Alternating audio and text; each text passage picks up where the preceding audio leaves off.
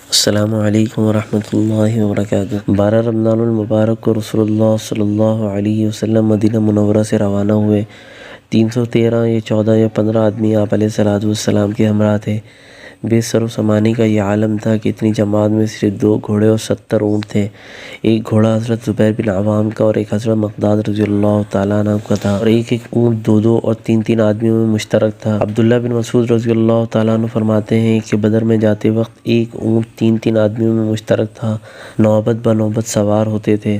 ابو لبابہ اور علی رضی اللہ تعالیٰ عنہما رسول اللہ صلی اللہ علیہ وسلم کے ساتھ شریک تھے۔ جب رسول اللہ صلی اللہ علیہ وسلم کے پیادے چلنے کی نوبت آتی تو ابو لبابہ اور علی المرتضیٰ رضی اللہ تعالیٰ عنہما عرض کرتے، یا رسول اللہ، آپ سوار ہو جائیے، ہم آپ کے بدلے میں پیادہ چل لیں گے۔